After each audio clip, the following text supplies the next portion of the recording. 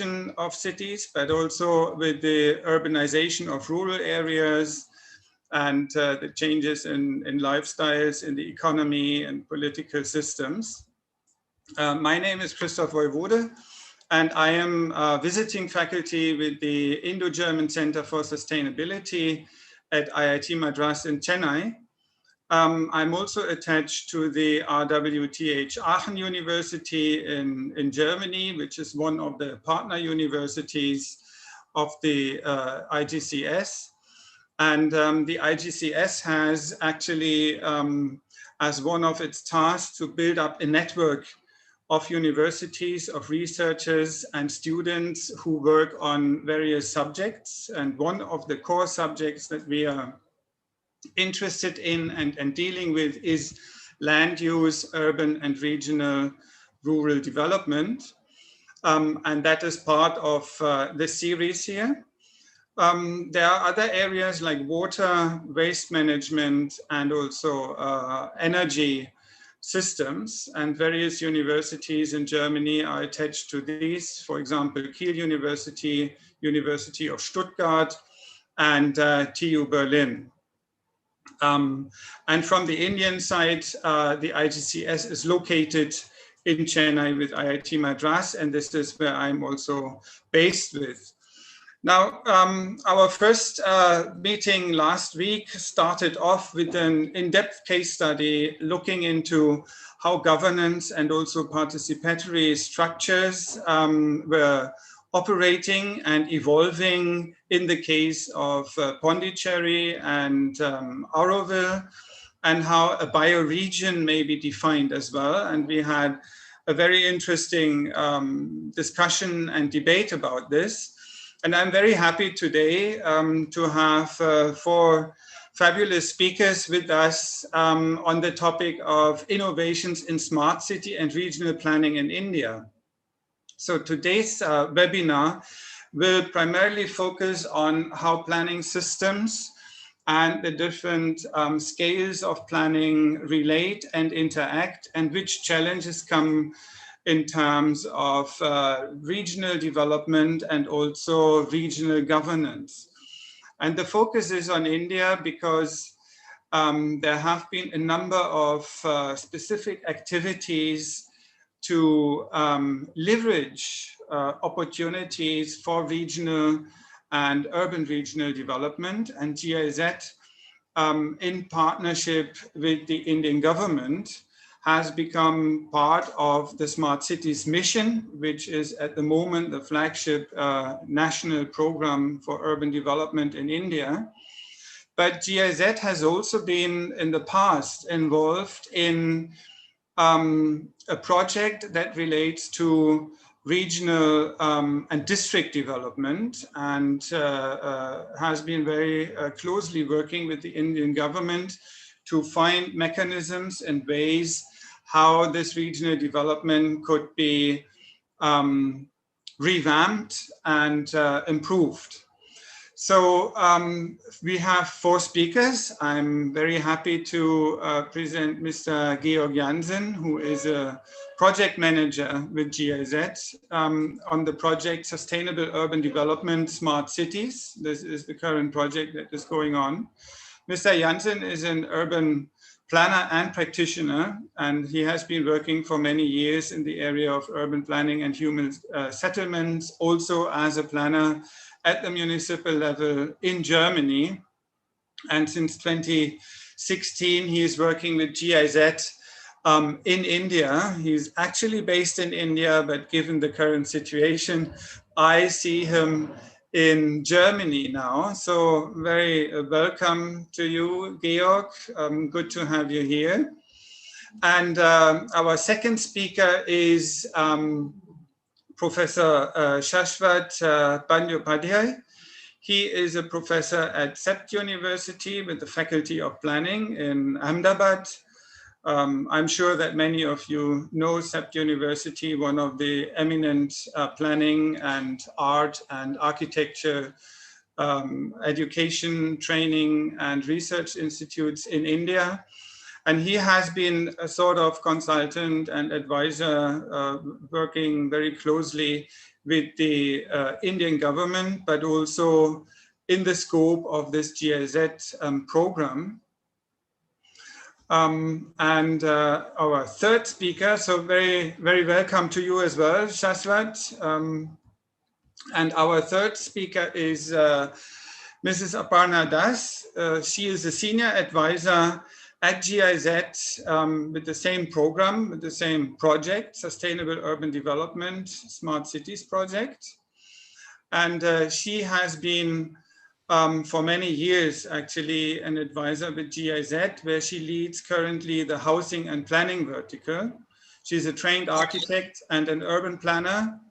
And in 2018, she received the Spurs Fellowship at Department of Urban and Regional Studies at MIT in Cambridge.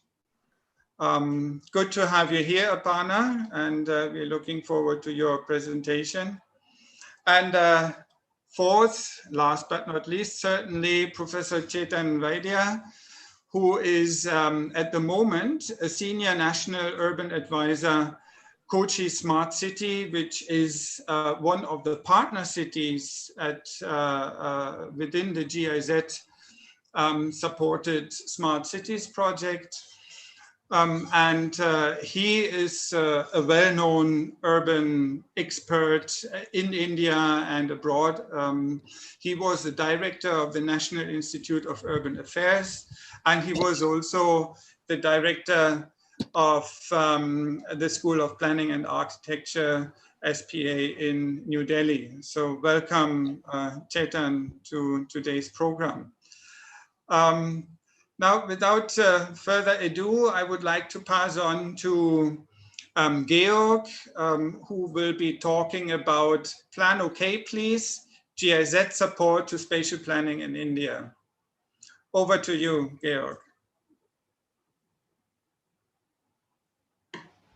Great, thanks a lot, Christoph. I'm sharing now my screen in order to have the presentation.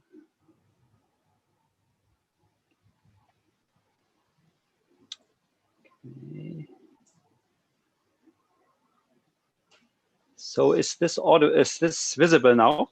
Yes, yes. Yes, perfect. Thanks. Yeah, thanks a lot again for inviting me to speak a little about the projects, especially the one in the past, land use planning and management.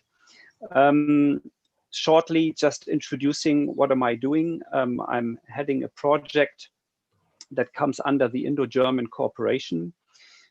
So GIZ is an implementing partner of the German ministry, and all these projects are sort of joint projects by the German and the Indian government. So the first one is a project that took place a couple of years ago. It started 2016, and it was mainly about land use planning and management, but very quickly it turned out to be a project that really goes into this area of regional planning. So it started all with this number 30 and 70, describing the reality in India, the fast-growing urban areas. As you are aware, the census of 2011 has sort of revealed this number, that 70% of India is still urban and 30% is rural, other way around, 70 is rural and 30 is urban. However, there is a big discussion about these numbers, and experts are quite not of the same opinion. Many experts think that already these urbanized areas are way beyond the 30% markage. So what does this mean, and how does it look like when we talk about 30% urban and growing? It's mostly an image, and it doesn't really matter to what city you are looking in India, like this. This is Hyderabad. You see all the red areas are areas that are not really older than 10 years. So most of the growth is happening outside the core city, outside the heritage city, the center of the city. So of course we call this the urban sprawl. And when talking about land use planning, it was very quick in this project obvious to us and our partners that we specifically have to talk about these areas. Because the growth, how we know it from ancient times with a walled city, is no longer the same. So when we did city planning for hundreds of years in this matter, of course, we had our scale, we knew what to do, we had a very clear scope. And then beyond that, there was a bigger scope where we had sort of the whole territory of our country, or here an ancient map with even more realms within one big area. And that's it. With these two scales, it was possible to sort of plan our environment, our human environment. But nowadays, it's a little different. And we had jointly tried to abstract this a little, looking at any given city or an urban local body with a clear boundary around it, and then the districts. Very often the growth is not happening within that city, but it happens outside of the boundary of the city within the districts. So we call it the development within the peri-urban areas. And in these areas, very often there are not really regulations. There's not really a clear mandate, also not a clear vision of where these areas want to go. And this is causing then a situation that we try to map like this. We have sort of patches that are disconnected from each other where growth is happening. And the question is, these little patches, can we call this urban or is this rural? So that's why we have this term peri-urban. So with this project, we try to address this issue, trying to sort of bring the modern city back to the possibility of, planning it, getting again into the business of planning and not leaving these areas unplanned. So the overall idea was avoiding the urban sprawl by promoting the idea of an integrated spatial land use planning. And there were three sort of prerequisites that we agreed upon with our partners. The first was looking at this land use planning term, that we said land is not linked to agriculture. It does not mean rural. Land, when we talk about land use planning, means the base of everything. And this is crucial because in India, we of course have the question where this whole area of work is sort of linked to.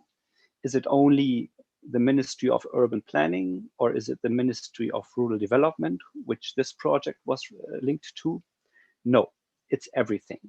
So that was a very first important insight and an agreement that we had.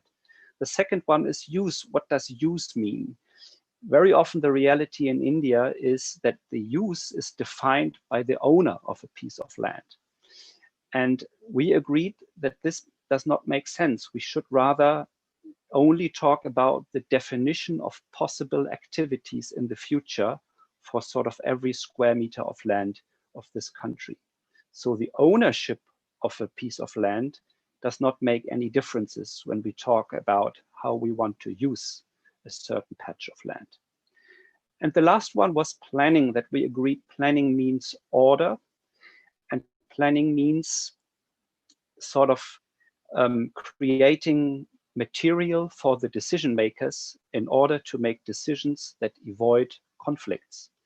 Of course, there were always conflicting ideas, but it's important to sort of reveal them, to be transparent with these conflicting ideas, and then being able to discuss this with experts, with the citizens, and making the best possible decision.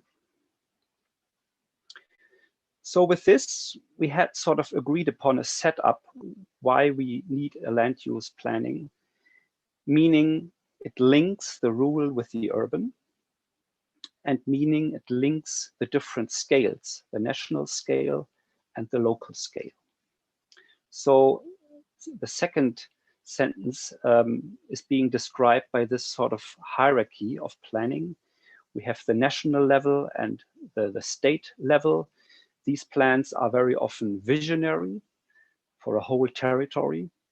And then at the very bottom of the page, you see the 670,000 villages where 70% of the Indian population are living, and the 8,000 local bodies. This is the detailed level of planning that is also in place, more or less.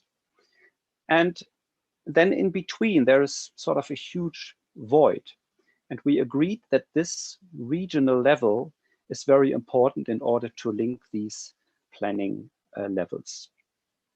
And we identified that, for example, the 640 districts, or I think even more by today, these districts are or could be a point of entry where a regional planning could happen, so that regional planning can be district planning.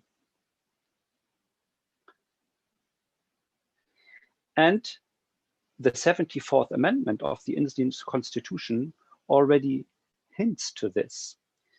It says spatial land use planning is incorporated in district and metropolitan area development plans. So you see, district development plans, spatial land use planning is a constitutional obligation that the states have to do. So our approach to do this was, of course, one that was addressing the citizens and asking for the citizens' point of view. And when we talk about participation in this project, we saw two ideas. On top, you see this range of low-tech, low complexity participation in rural areas, and high-tech complexity of participation in urban areas. So, for example, this could be app-based things that how you address certain planning issues to the citizens. And then we also distinguished participation as an internal participation within the administrative setup of a certain area, be it a city or a state or a district, and the external citizen interaction. So what we did in this project was a low-tech approach, because we went to a district in a rural area, and then we interacted a lot with the citizens. And I want to share some images with you from a small area in Odisha called 𝘕𝘕𝘊𝘵. So you see how we did a planning process here in this village. We really went in the street. We invited important stakeholder groups, and we did the planning right on the floor of that village or small city. And we were able to incorporate the ideas of the citizen in this district plan.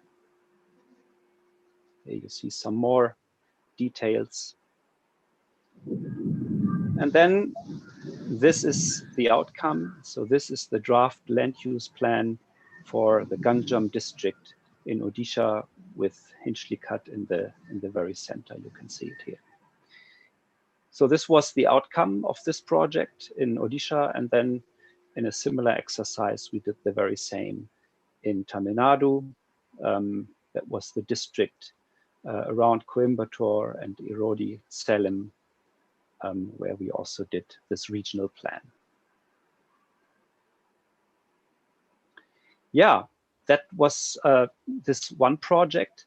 And now we were able to sort of bring forward these ideas into another follow-on project called Sustainable Urban Development and Smart Cities. Again, this project comes under the Indo-German cooperation. And like already said in the very beginning, this is very much linked to, of course, the Indian Smart City mission with the 100 smart cities that you see here. GIZ was also part of the process of choosing these 100 smart cities. We assessed the proposals from the cities. And however, this project is not linked to the area-based development approach that you are aware of. In this project, we have agreed with our partners that we can also move a little up in the scale. So we can also take a look at the citywide level for urban master plans. and we can also make activities that address the city region and the regional planning approach. So under this project, we have three vertical thematic areas, which is housing and planning, basic services and infrastructure, and SDGs and governance. And then we have also two cross-sectoral activities, which is the urban design competition and an activity called 𝘎𝘚𝑴, Open City Toolkit for Interactive Planning, or Cityscope. So these activities bind together the three vertical areas. Our partners are, of course, on national level, the Ministry of Housing and Urban Affairs. And then we are working in 3 states of Odisha, Tamil Nadu, and Kerala.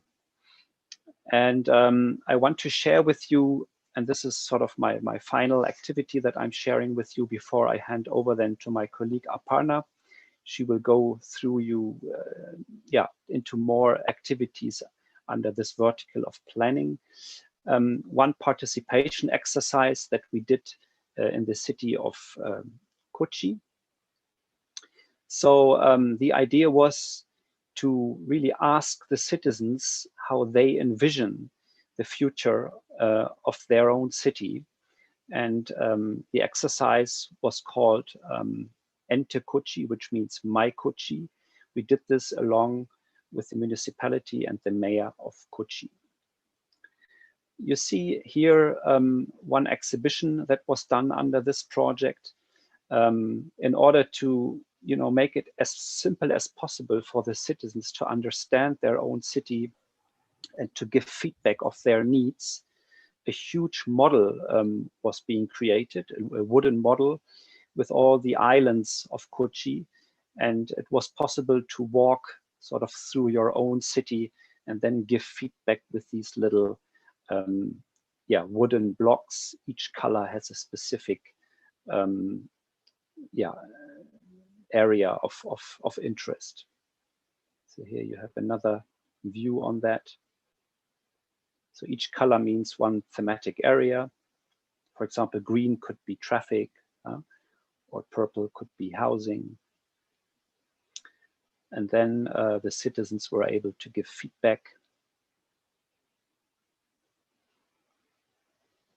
So it was really done in a way that even children could understand this, giving feedback in a really playful manner.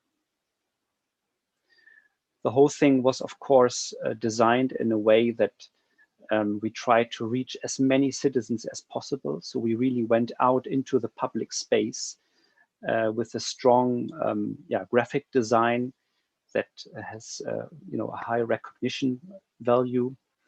And so the idea was to being able to address as many citizens as possible.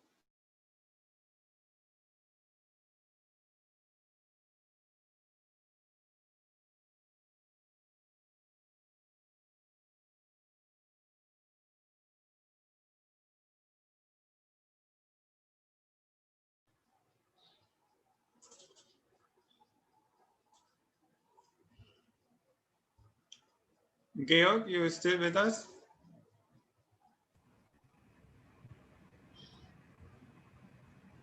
Hello. But I know this is his last slide. Okay. So Okay. Yeah, Georg? Yeah, I'm really sorry. There was a mistake. no, it's fine. How long was I offline? Oh, hardly 10-15 seconds. Yeah. Okay. Not Okay. for long. Okay. So I think I was already done. The last slide was from Ente Kochi. Yeah.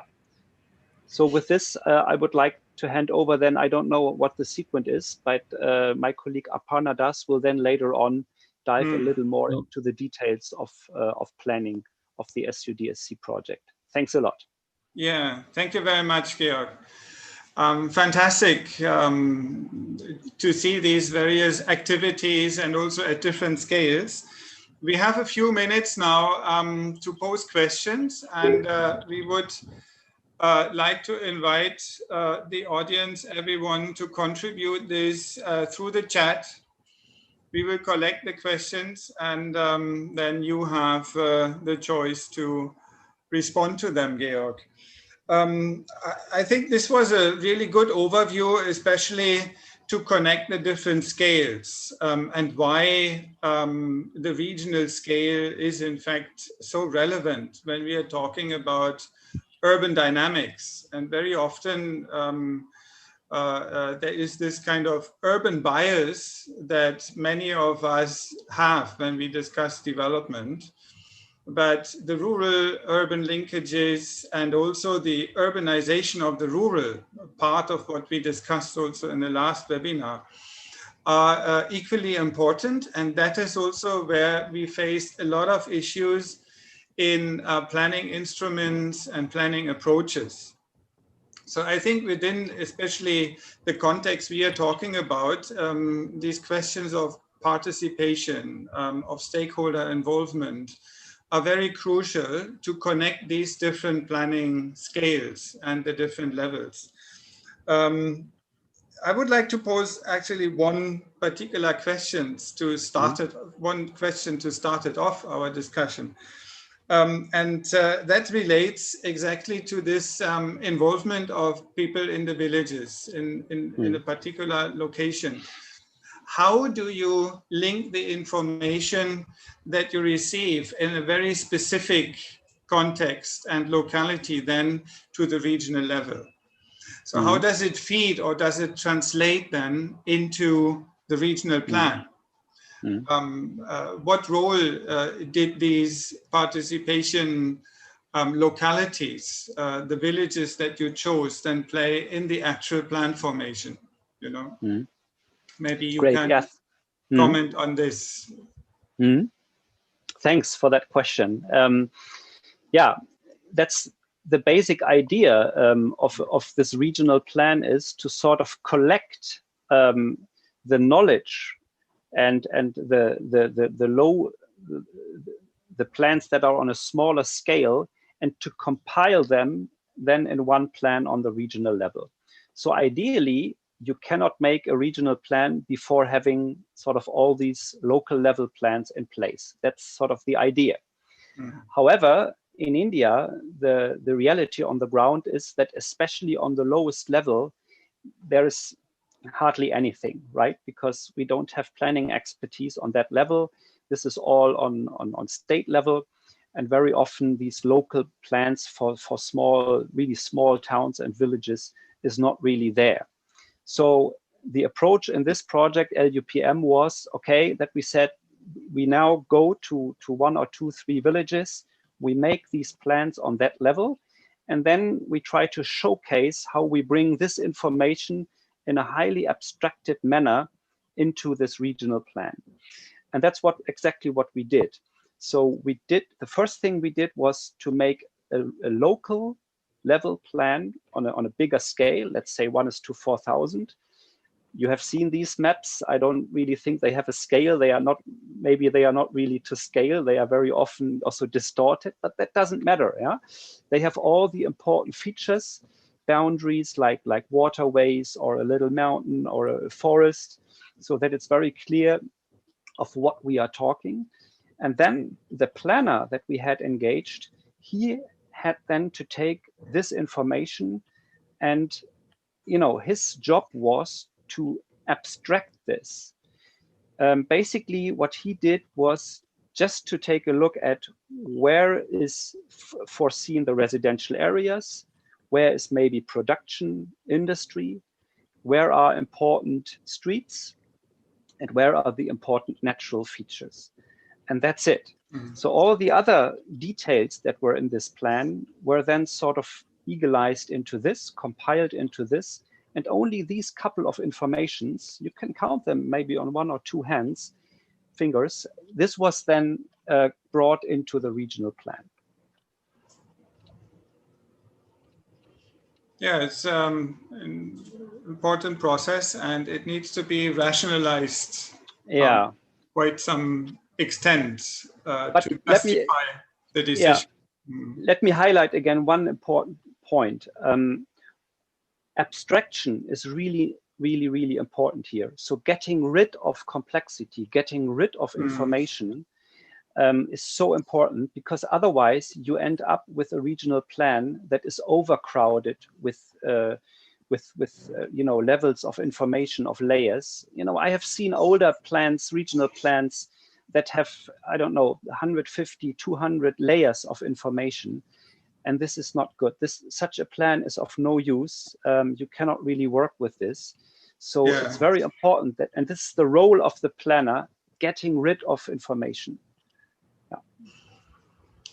Now I see a question here relating to the 74th CAA, the Constitutional Amendment Act, which says every district should have DPC, so District Planning Committee, doing district planning through regional planning.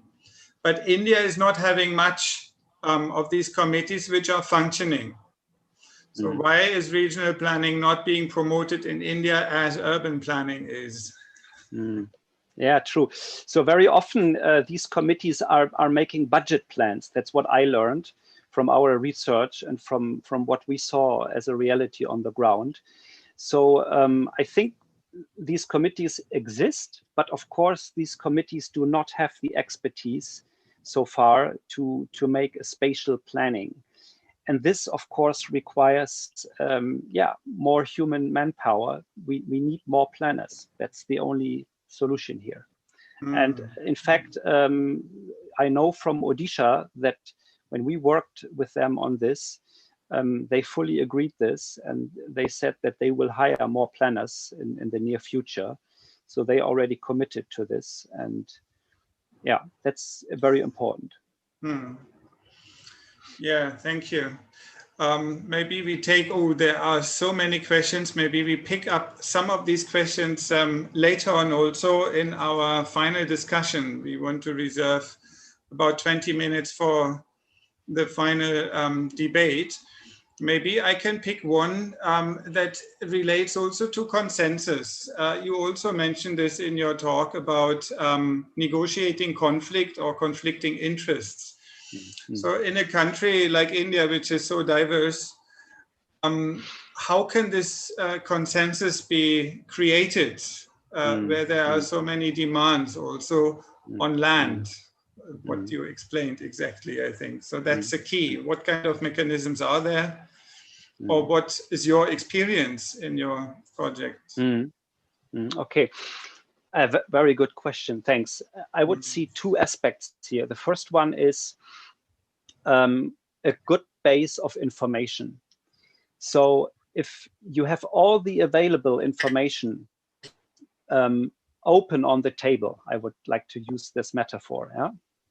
Really meaning public. This information is public. And then, you know, the decision that is being taken is taken under the premise that everyone knows what the facts are. This is very important. So no hidden agenda, no hidden facts. It's really, I would like to promote really also an open data policy of the public hand here. So from my experience, this openness fosters already a discussion that is more into the specific information that you have, and less on what your beliefs are or whatsoever. Second, I would say that this abstraction is very important. So having a regional plan that is only, defining very rough areas where you can't even see single plots, makes it easier to agree upon the same thing than as if you directly give a plan to the politicians and decision makers that already says very much in detail where you do what. So I see that this abstraction is also a crucial point that makes it easier to come to a common understanding that has then also, that is valid for more than 5 years, maybe 10 years or 15 years would be ideal. Yeah. All right, thank you very much, Georg. We have a wealth of points that we can pick up later on as well. And I think this is one of the key issues, the connection of land revenue and conflict resolution in this whole field.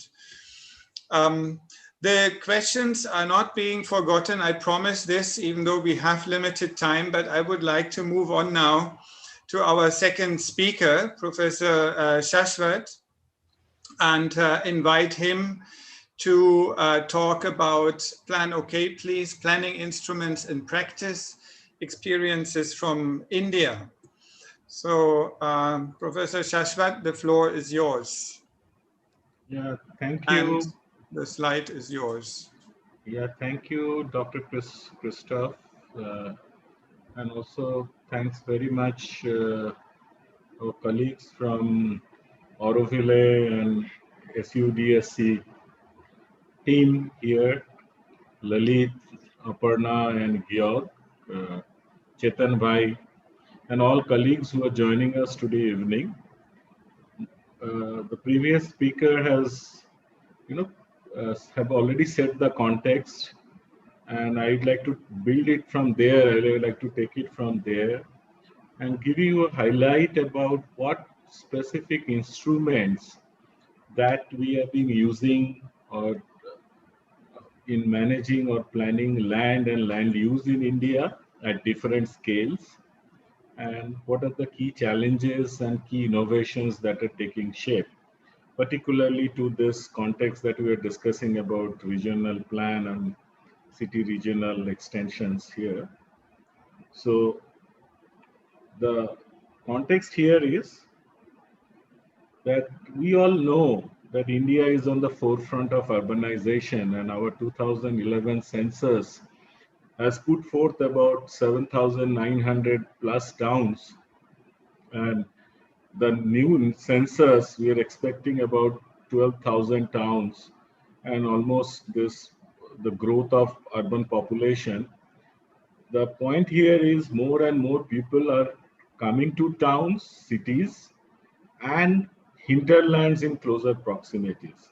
And that's the challenge, that's the kind of a phenomena that we are observing, and that what Mr. Georg was talking about, peri-urbanization or urbanization of rural areas, particularly in closer proximities, are quite a kind of a very distinct phenomena. Along with this urbanization or the trends of what we get to see in the nightlight data, there are a lot of trans-boundary activities and interdependency between the villages or towns and cities and their hinterlands are being increasing steadily.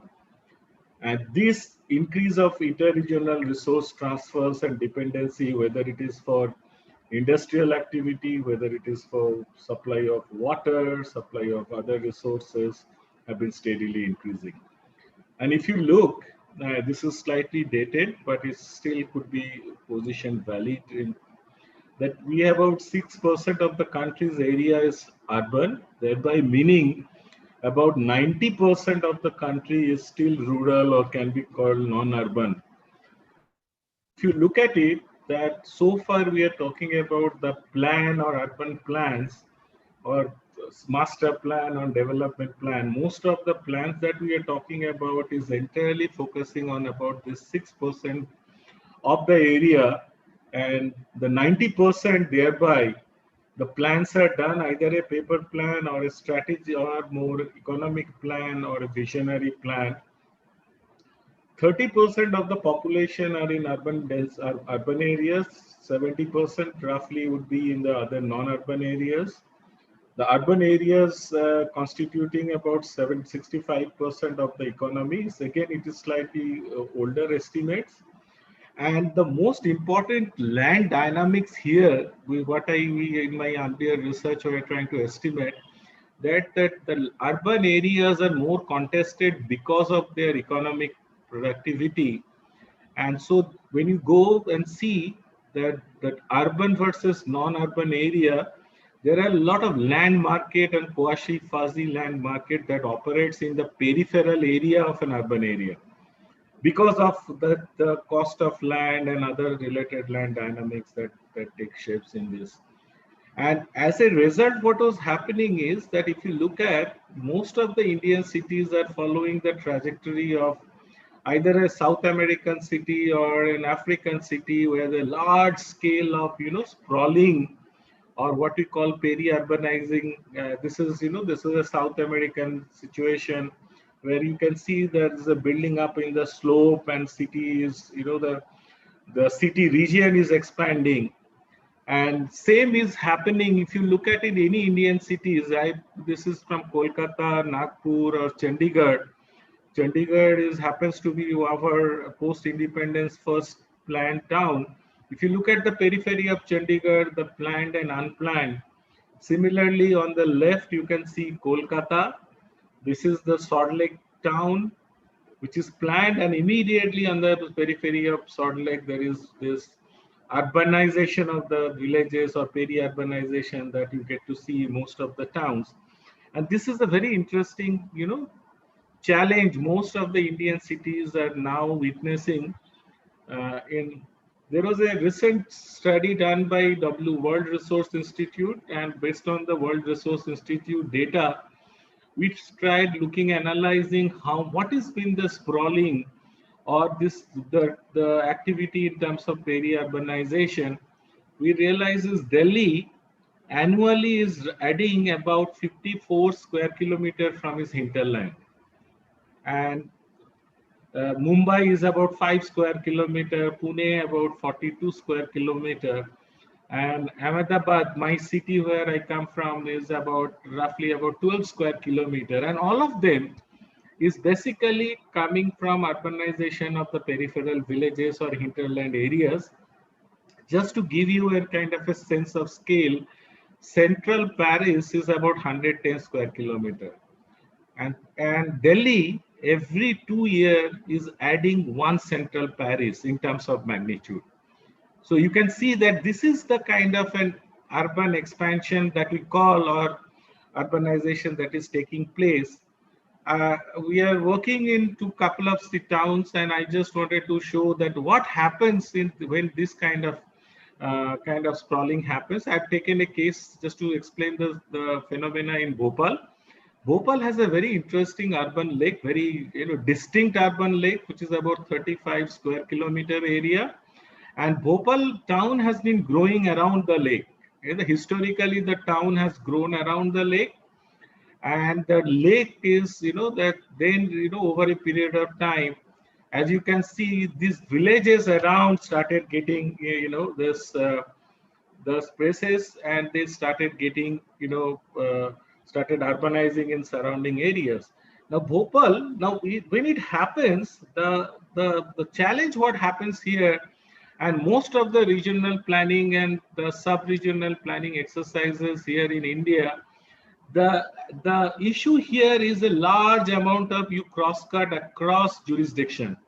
So the yellow here is the municipal corporation boundary. The red here is the urban planning authority boundary. And the entire catchment, the lake is about 35 square kilometer area, and the catchment is about 360 square kilometer. The water in the lake comes from about 360 square kilometer catchment, and that is split between two district boundaries. And there are fascinating proposals to improve the quality of lake and urban lake management, environmental lake management. But there, the major gaps came out is the lack of planning instruments.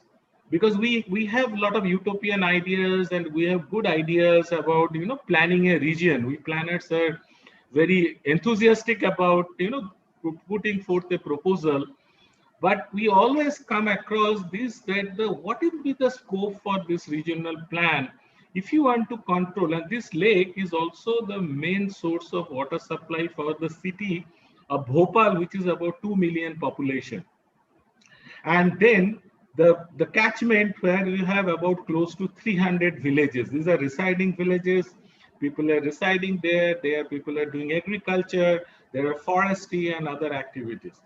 And in spite of 74th Amendment or 73rd Amendment, constitutional amendment that we talk about, if you see practically those amendments, most of the states, because land being a state subject, planning is also a state subject in India, and the culture of plans vary from state to state.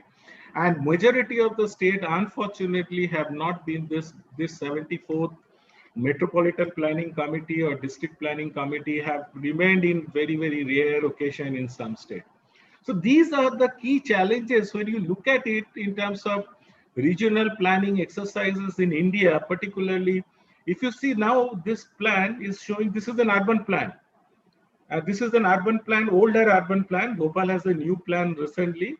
But you see the new urban plan is only covered the urban area and then entirely cut off the catchment of the lake from the lake. And these are the kind of challenges of a planning instrument. Now, if you want to sustainably manage these water resources, it's a very unique, distinct water resources. 35 square kilometer of an urban lake, not many cities in India have this. But then your plan completely dealing 360 square kilometer of catchment area, and you make a plan just to, and these are the kind of challenges that we get to see in majority of our planning exercise. This is another one in Gujarat, a very similar case where we are working a dam project, and it's a 𝘕𝘮𝘢 planning area. Very, very good, nice utopian planning proposal of managing a region around the water resources. And we have a very similar challenge. It's not much of technical planning process problem. It was problem of a planning regulation and planning institution. This is in Orissa. This is a very, very unique region of iron ore called 𝘚𝘮𝘢𝘵𝑚𝑖𝑟𝑎 It's also a very eco-sensitive zone, elephant reserve. And then there is that entire iron ore belt is on the right side. You can see this is the 𝘚𝘮𝘢𝘵𝑚𝑖𝑟𝑎 town, and these are the mining, processing, iron ore processing industry. And entire belt is dependent on these industries are dependent on this surrounding region. These interdependency of these activities are presently our planning instruments are falling short, in a sense that the kind of planning instrument we have, we need to really evolve significantly in terms of managing this kind of the interdependency within urban hinterland to the rural or regional hinterland. As we all know, these are the range of planning tools that has evolved in India. They are in practice, and Maharashtra, we have a regional plan. There have been some attempts to do national capital region plan. There have been also some sporadic attempts to do sub-regional plans in Gujarat and some of the mineral resource or environmental resource region. But by and large, these regional plans have not been it has never been mainstream, never been on the forefront. There are several issues that needs to be fixed before they come into a mainstream. There are also urban areas, for example, we have that 6% of the area, and that's the paradox here, the 6% of the country's area which is urban. There are, to some extent, we have some urban plan which called master plans or development plans or zonal plans. And there are some states and cities, they also have introduced something called local plan. So there are some range of instruments that are in practice, but imagine 90% of your country's area are living without a plan, or the kind of planning exercises or planning instrument that we have. There are some inherent limitation into this.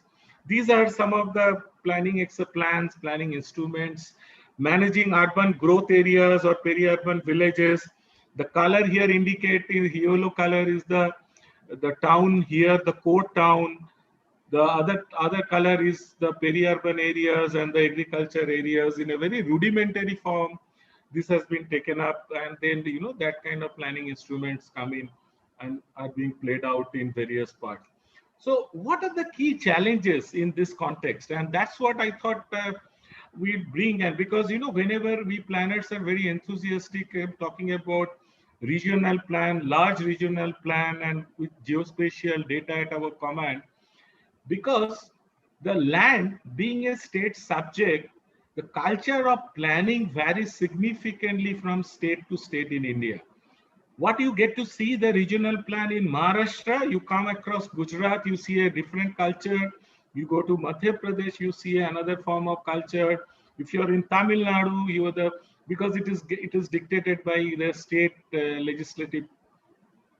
We have very few, very low coverage. Even in urban plan, out of 8,000 towns, we have less than 500 towns where the plans were prepared, and only less than about 50 towns where the plans are updated. Forget about the rural. Most of the rural village areas, although there was a concept for village plans, village level plans, which is almost non-existent.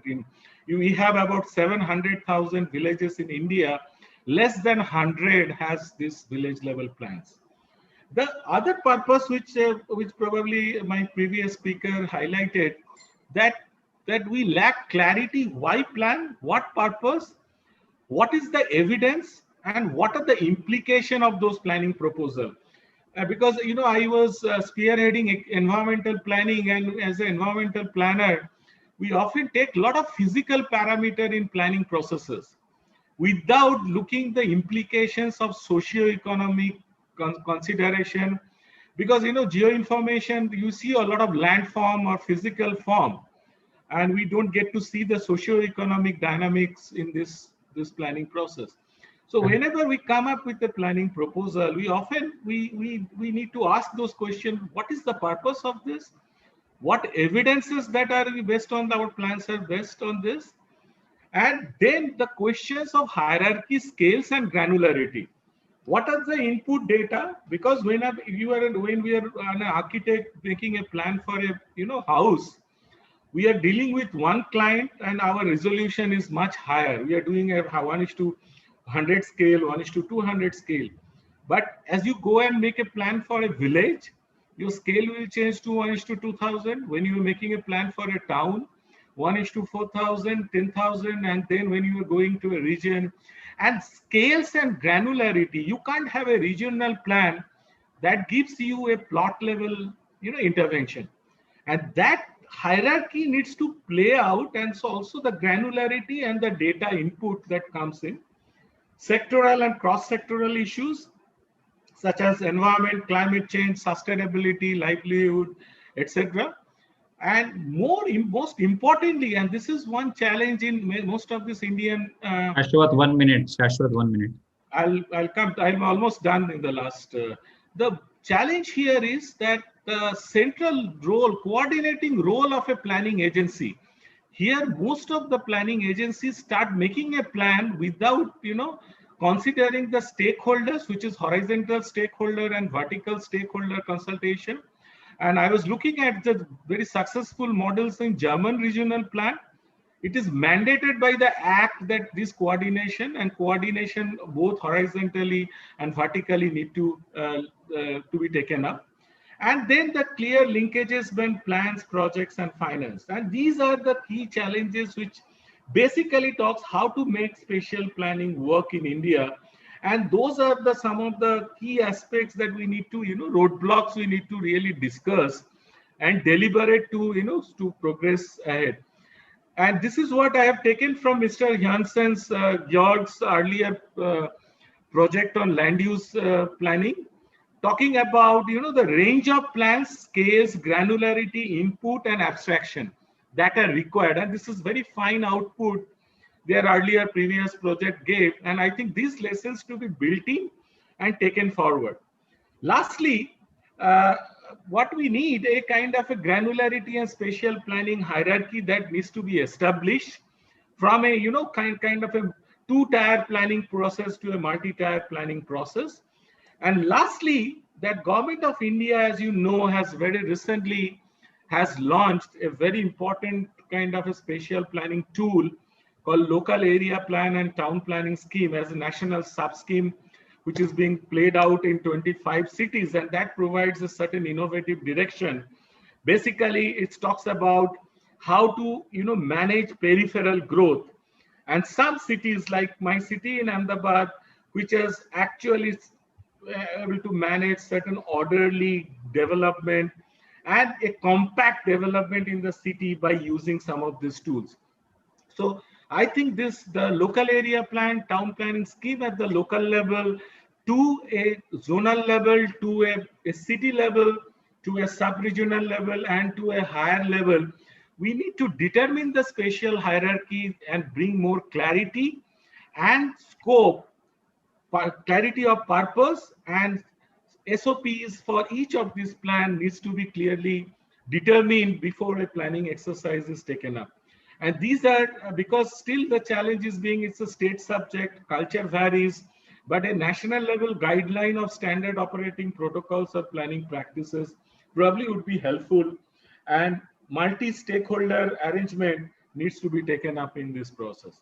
So I'd like to conclude here with this, my views and thoughts here. Thank you, and over to you, Christoph. Yeah, thank you very much, Professor 𝘱𝑗𝑠𝑒𝑚, for this very concise and dense presentation. I think this is really, in a nutshell, a lot of not only the planning tools and how they are being applied and the issues related to it, but also really the universe of how the different planning levels actually function, including highlighting some of the key conundrums. I'd say one would be the issue of multiple boundaries within urban regions, if we look at them from a functional point of view and how the different functions are connected, urban and urban regional.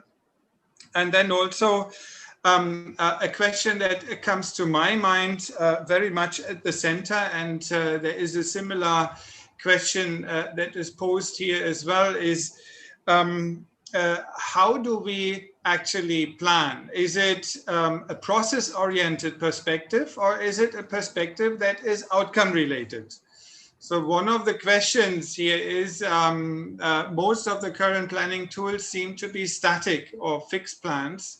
How does flexibility come into play in planning instruments? Have there been any attempts? So this is, I think, also, if we look at this from a more planning theoretical point of view, focus on process or focus on the planned product in the end. Maybe you can comment on that.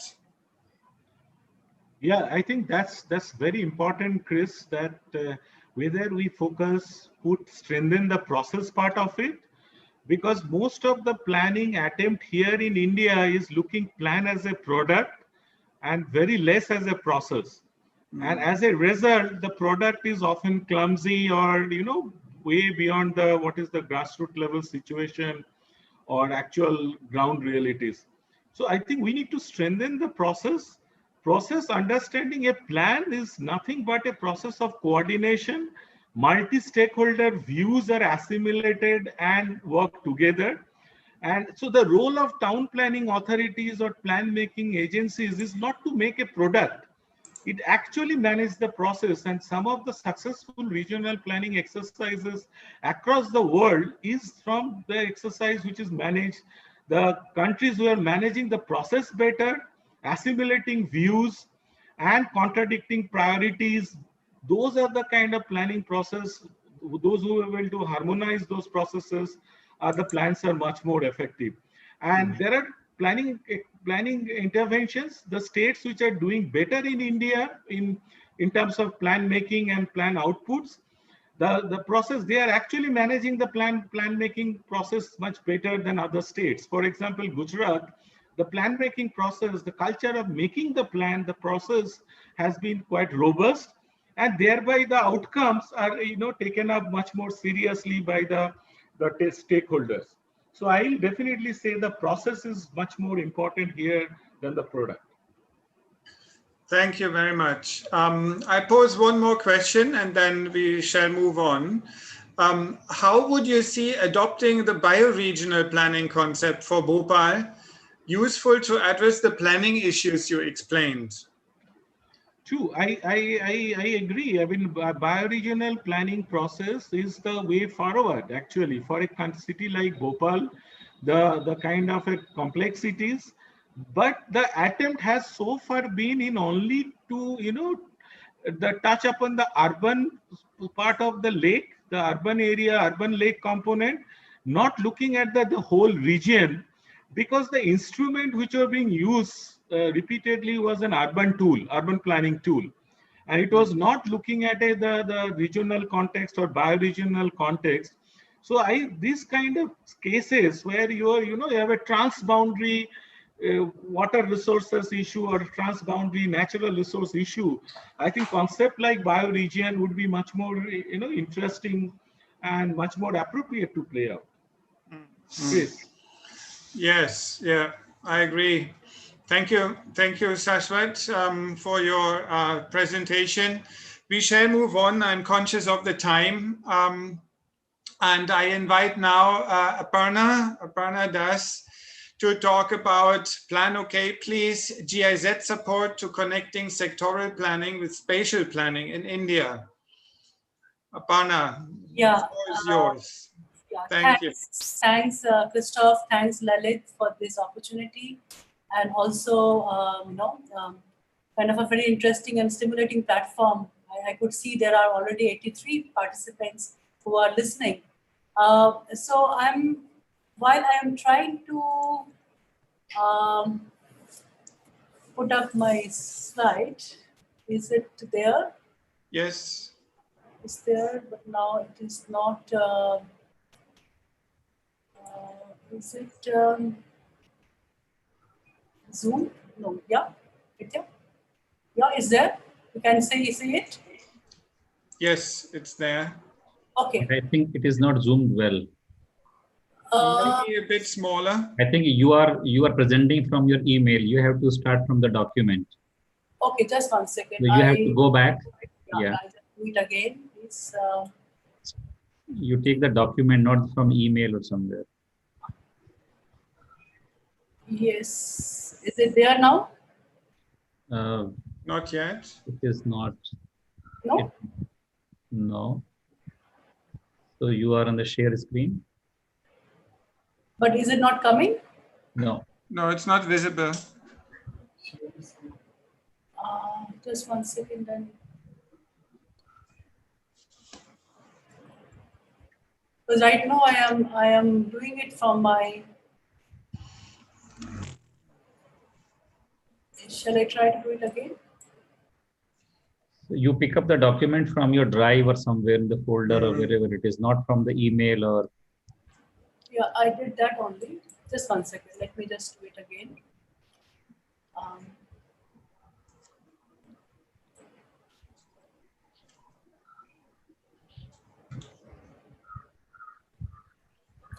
So it's in the downloads. Is it coming? Is it coming now? Are you sharing it? Are you clicking on share screen in the Zoom? Yeah, I am. Just 1 second. It will ask you to the folder. No? Let's just save it. So is the How to save it on your desktop? Save it here. Desktop. Is it saved on the desktop now? Just 1 second. Give me 1 second. Shall I try if it is an issue? PDF.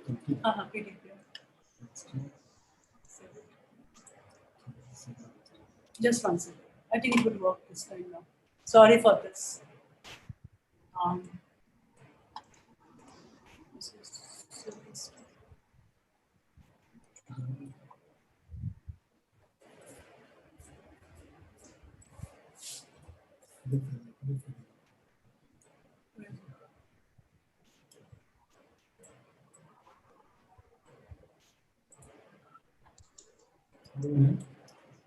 This was the last one that you said. Shall I present in case if you have issue?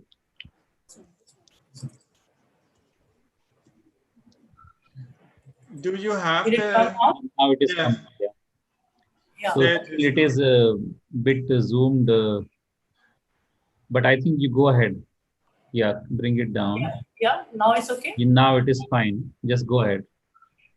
Okay, so I'm going to be, sorry for this, but what I'm going to be doing is I'm going to be building on what Georg talked about, abstraction, and where Shashwat left at static versus dynamic planning processes. So although I'm building on to my previous speakers, but this time, I am going a bit more granular and in a bit more detail. So maybe, you will find that suddenly the scale has really become a bit different than what we were at it before.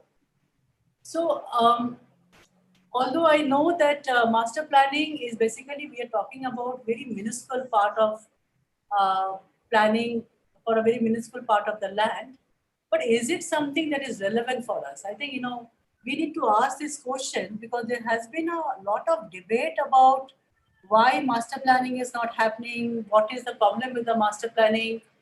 There is a lot of debate on this, so all the time there is also advocacy that we should not be doing master planning because it has never worked, so why should it work this time? So I think one has to be very clear about it that, is it something that is the problem with what is in master planning, or master planning as an instrument is a problem? I think that distinction has to be made first. And if you want to make that distinction, I think the principle of subsidiarity, meaning what the decisions that you are taking at the level where people are getting the most affected. So if you use the principle of subsidiarity lens, then this entire master planning instrument gets a very different connotation. And I would like to, what I'm going to be doing is that, I'm going to be using two practice experience that I have while I'm working with GIZ. And I would present through those two case studies, that's what has been our learning lessons from it. And what do we think about, whether we should do this master planning, because every time you get into the cohort of planners, these terms like, DPC, MPC, why it hasn't worked, we do not have capacity, we need to have some, planners. But, like if India could do so much better in certain other aspects, so it's not that people are born dumb or anything. No? So you have certain intelligence in any ways, as in any human beings. So why is it that certain things we are not able to do? I think that is the question that we have to ask. Is it the content of the master planning that is not getting sorted out, or is it the master planning as an instrument? So what exactly it is? And I would like to make a proposition, just trying to be a bit more provocative on that. Do you think, or there's 83 people that I see in the room, that do you think that this is a possible option for us to go ahead? So I'm also not saying that there are so many problems, but is there a possibility of moving ahead with it? So what is the genesis of our master planning exercise? It is not something that I think traditionally we have received it. It is something that has come from outside as a colonial legacy. And there has been an attempt to do this with the support of Ford Foundation.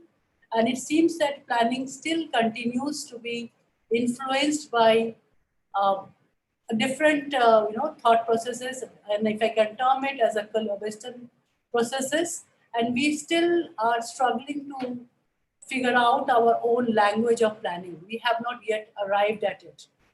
This is a very strong statement, but I would say that I'm still struggling to figure it out, that in a country that has almost 90% people working in an informal settlement or informal economy, we have such a distinctly different way of life.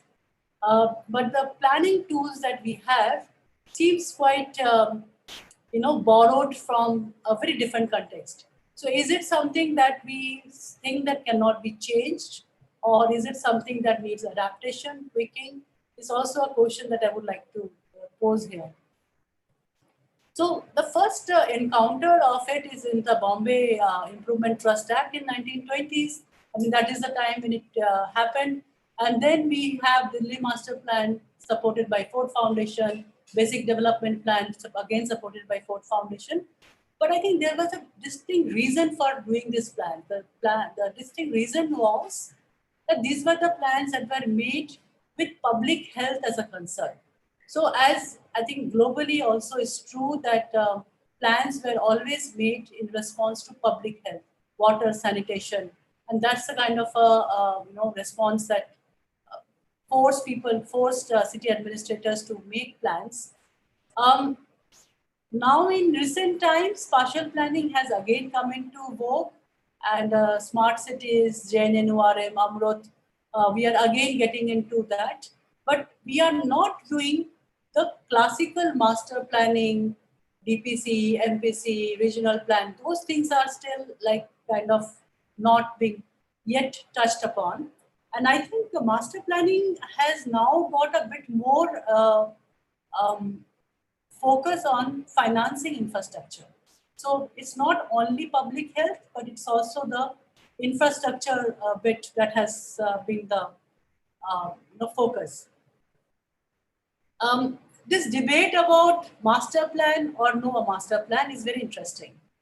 When 𝘎𝑦𝘓𝑁 was launched, there was this idea of making CDP, city investment plans, and it was said that master plans are too cumbersome, it takes too much of time, it is too static, it doesn't happen.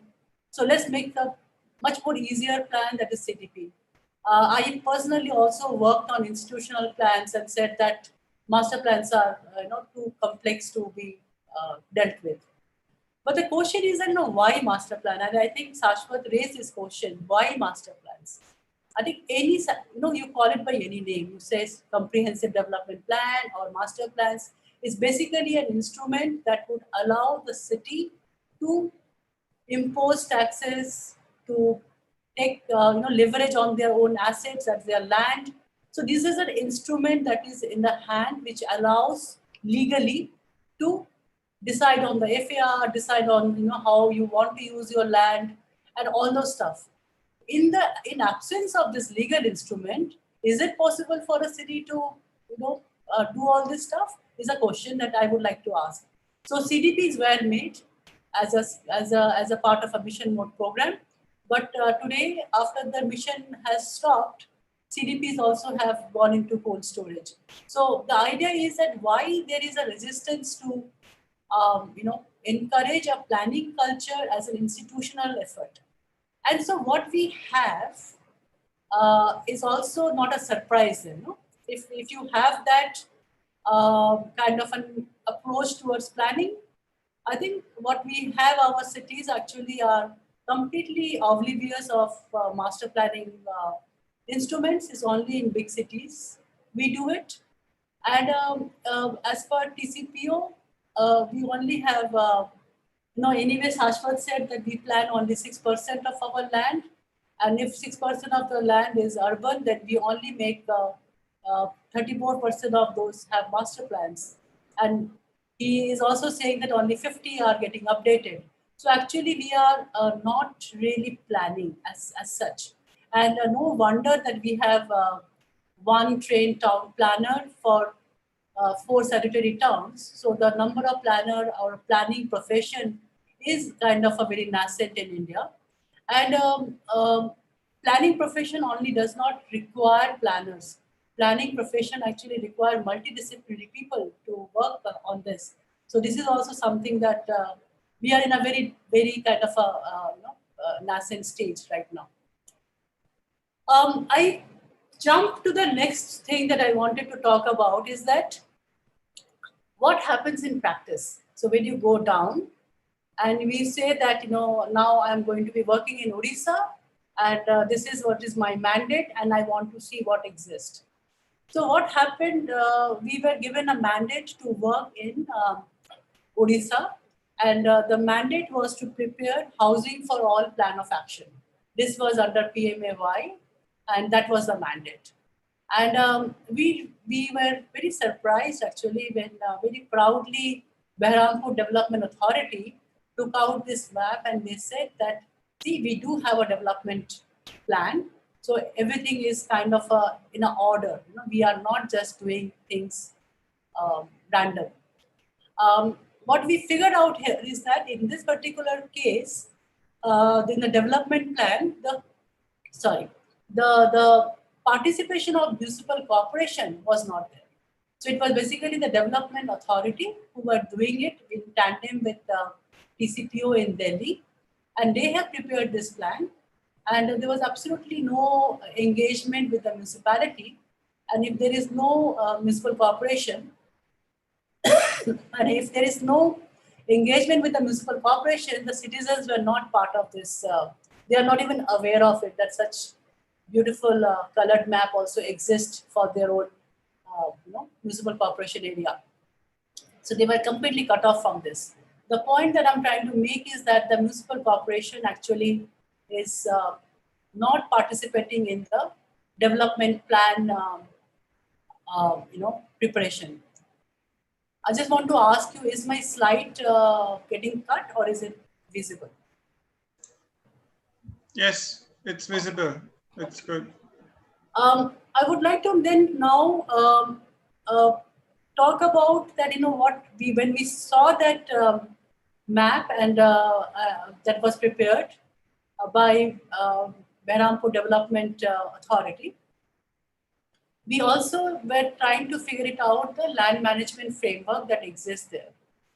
And,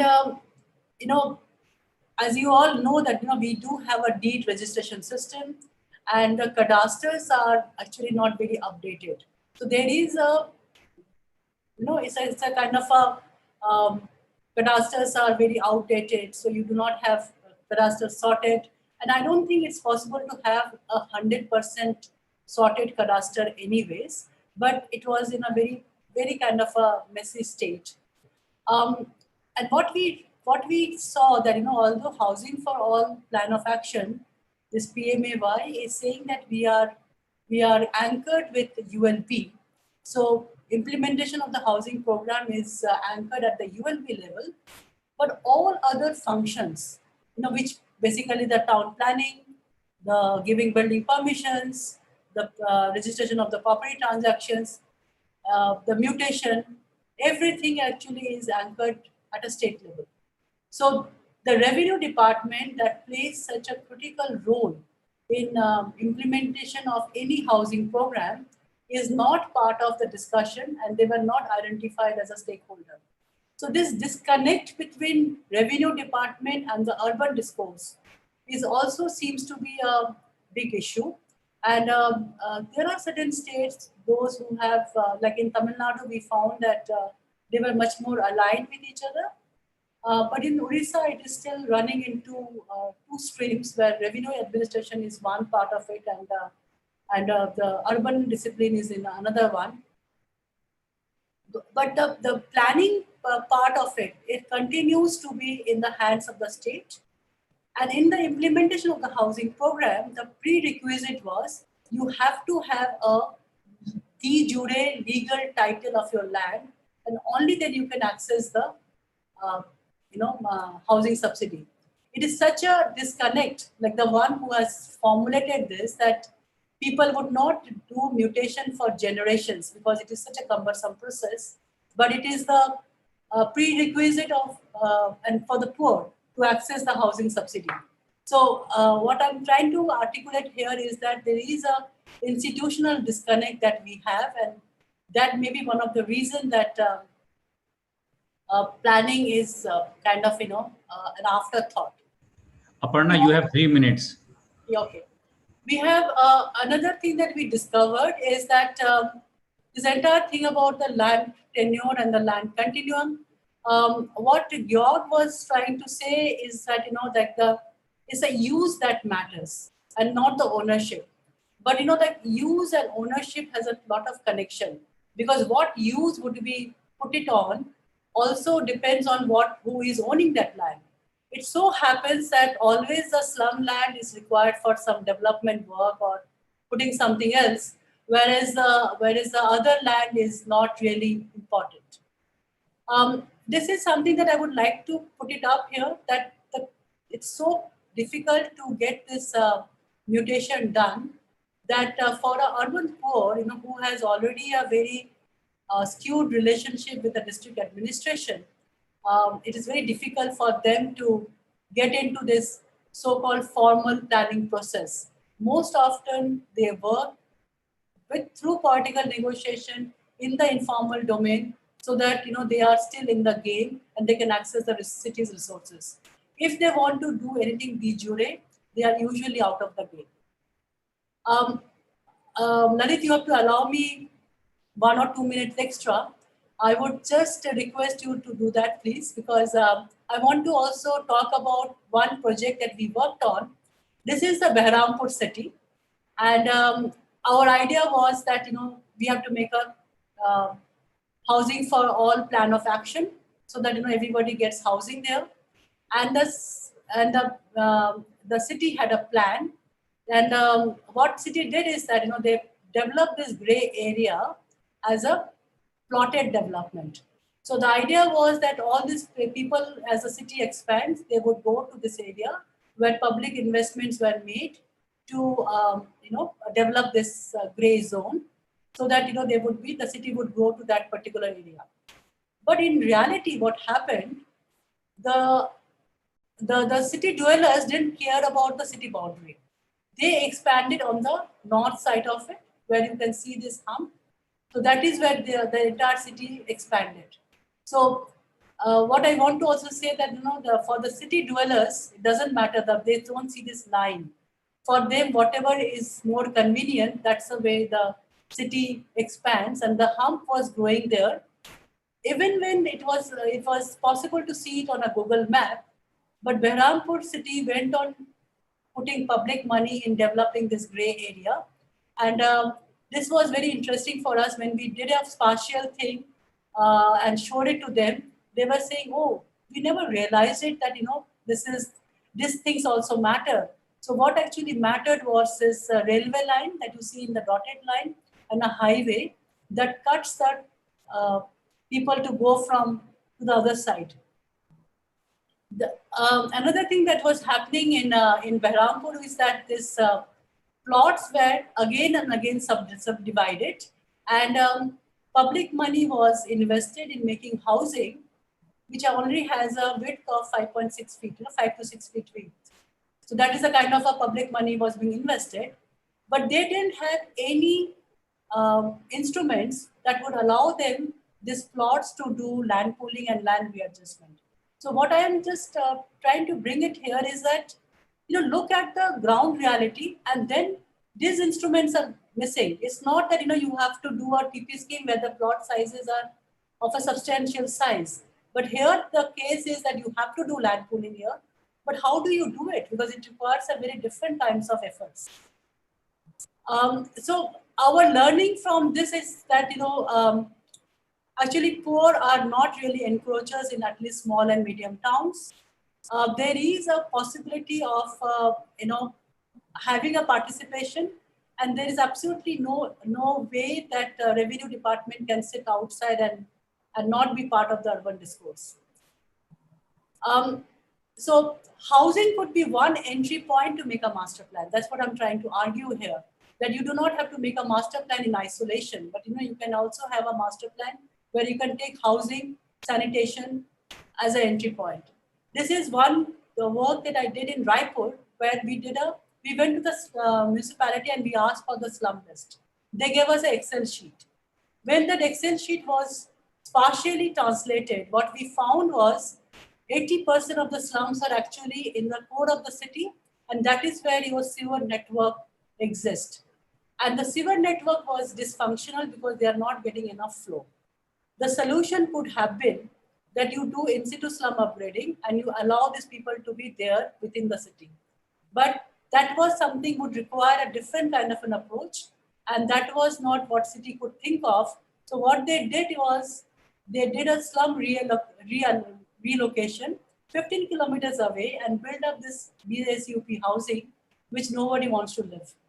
So Another example of, we could have taken sanitation as an entry point and could have done the city planning, and that could have been a much more constructive way of doing it. So coming to the end of it is that, I think that we have to take the principle of subsidiarity and allow the city to plan for themselves and not have this domination of the state, because state cannot understand what the cities are going through. It is possible to have resources, it's possible to have planners. It's not that we cannot become planners. It's just that you have to invest in it. And I think that investment is missing, from our entire thing. Right now, I think it's also possible to use technology so that we can, build upon on this, and we can make this much more cost effective. I'm sorry that I took a bit more time, but I think, I would like to know from the listeners that what do you think? Is it an utopian idea that we go on discussing that we don't have the capacity, or is it the lack of investment that in the planning profession, in the planning exercises that we are missing? So with that, I leave here. Thank you, Lalit, for allowing me a bit more time. Thanks. Yeah, thank you very much, Aparna. One of the key takeaways for me in your presentation, in your talk, is in fact this whole question of land management and supporting the expansion of cities beyond their boundaries, especially when we consider the current rapid expansion of cities in India and the dynamics that come with it.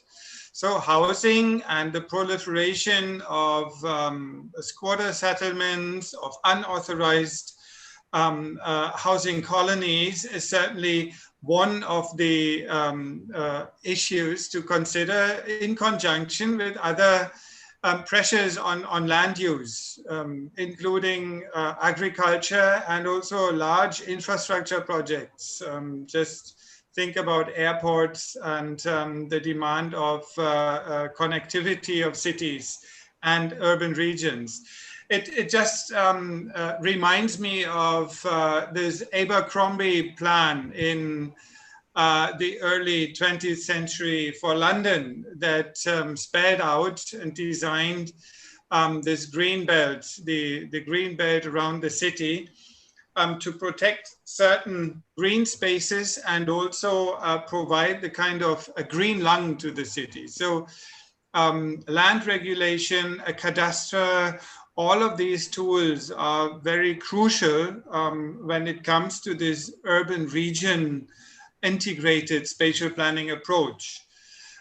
This is a comment more from my side than a question, but this whole issue of where can we find an entry point is certainly an important and very interesting approach to tackle the issues and challenges of master planning and in planning regulation. Now let's take on maybe, given the time, the next talk, and then we come back to these questions in the end and open the forum for the audience, because the time is getting tighter and I don't want to cut Professor Chetan too short. So Chetan Vaidya will be talking about Plan OK, Please, Innovations in Governance and Institutional Structures in Smart City and Regional Planning. So please, your... yeah. Can you see my slide? Yes. Can you switch it to slideshow? Yeah, I'm doing. Almost there. Yeah. Thank you so much, Chris and Lalit and everybody else. I think I am focusing on governance and institutional aspects of this innovation in regional planning and smart city planning process. So some of the things has already been said. As said by earlier, our focus of our master planning process has been on land use planning, and enough attention has, I think, Can you see me? We can. Yeah. Enough attention has not been given to administration or implementation and financing aspect. I think this is the two weak points which indirectly or directly have been mentioned by earlier speaker also. And how do I go to the next slide now? Enter. Just tap space. Huh? If it's a slideshow, just click on space on your keyboard or next page. Yes. Now, Yes. it's extremely important to understand that this point that we are dealing with indirectly when Saswat brought out this issue in case of Bhopal, we must realize that we are working at three different acts at the state level or at the regional level. One is the Municipal Act, which deals with urban local bodies. The other is Panchayati Raj or Rural Local Bodies Act. And then we have Regional and Town Planning, as it is called in Maharashtra, or Town and Urban Development Act in Gujarat. And these three don't work in an integrated manner. So any approach of looking at institutional aspects or anything to do with financing in an integrated way, we need to look at all these three act together, and then you add the revenue department's role in this process, as Aparna was mentioning. I think city development plan under JNURM is a very new innovations, and whatever it is, it was the first time when there was a city assessment was worked out, city vision and development goals were worked out, service level benchmarking was done. There was also a question of land resource leveraging, and how do you link public transport and TOD, transit-oriented development, with land use planning, work on the financial assessment, work on financial operating plan, which is an iterative process, and then finally work on finalization of CDP and its time. And obviously there is a link between this and the statutory master plan we're missing, but this was much more innovative step forward.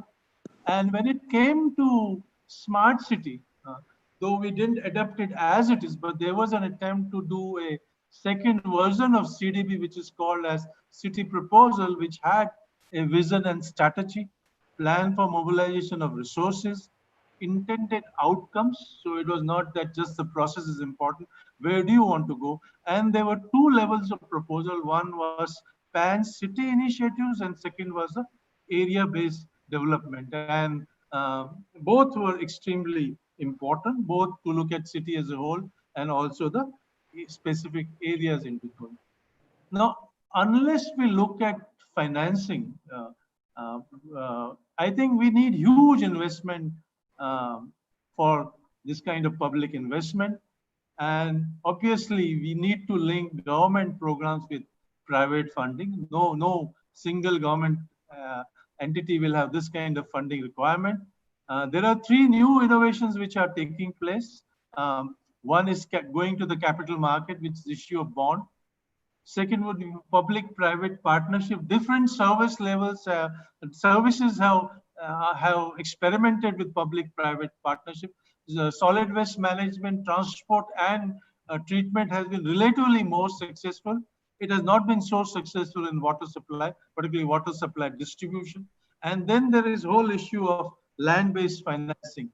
Land-based financing could be linked to integrating land use with public transport, which is extremely important, working on transit-oriented development, betterment levy, which is also being done in TPS. Then a new idea which has come up and being implemented in some cities is higher and marketable floor space index. It is when if you have a floor space available of 1 or 1.5, then the additional floor space index is bought at a price which should be paid for the additional urban infrastructure to be provided. Unfortunately, in the state of Kerala, where I come from, this is not feasible for some reasons, because FSI is already 4. It could be also sell of plots. But it's very important to keep this in mind. The more and more we go for pure market-based financing, the further we divide the city. The main city, particularly the outside area of the city, are much more possible to go for market-based financing than many of the peri-urban and rural areas. In the context of COVID-19 and all the other disasters like earthquake, fire, and of course flooding, Ministry of Urban Housing and Urban Affairs is supported by European Union to carry out this technical study on mainstreaming resilience into urban and regional planning. I thought it's extremely important. Two guidelines, because master planning or planning is a state subject. At the national level, we have guidelines. One is called Urban and Regional Development Plan Formulation Guidelines for 2014. Another is Model Building Bylaws 2016. This study will make specific suggestions on maintaining resilience or taking care of disasters in case of floor area prescription, density allocation, land use intensification along transport corridors, mixed land use, cities compared to compact development, provision of open spaces, high rise and high density versus crowding development.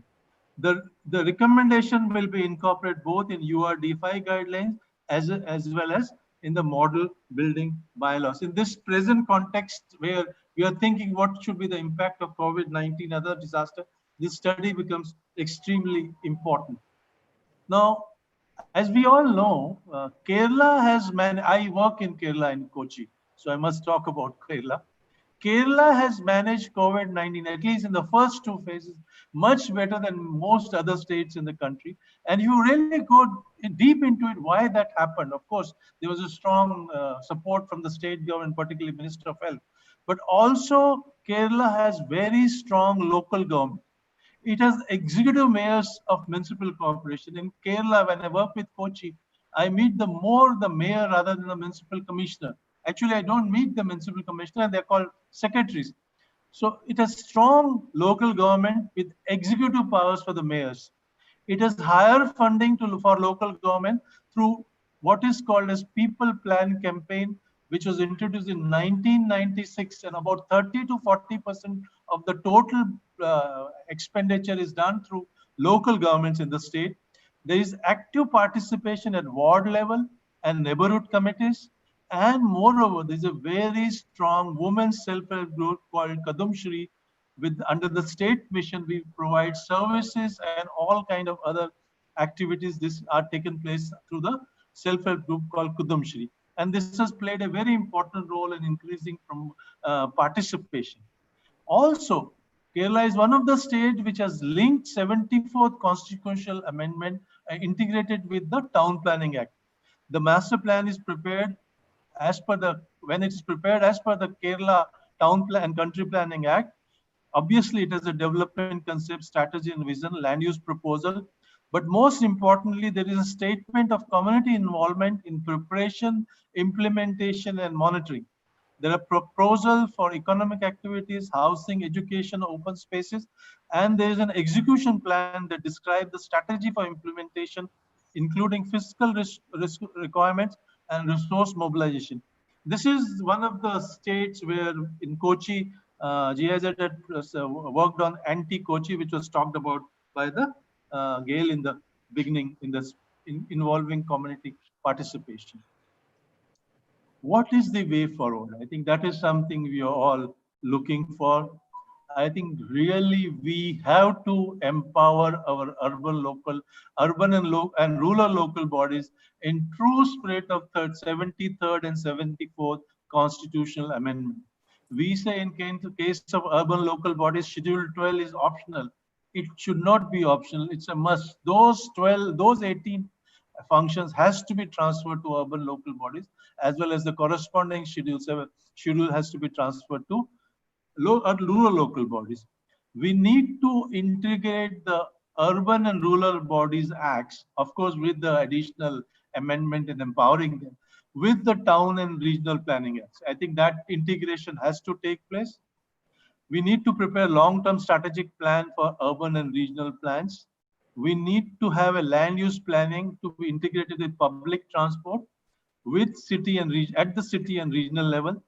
There has to be alternative methods of obtaining land, such as one mentioned by TPS and local area plan techniques. But there are some others in Haryana and some parts of UP where they are trying out involving private sector in getting land, and that is something we need to work on. This major land acquisition development still is not going to be a long-term solution.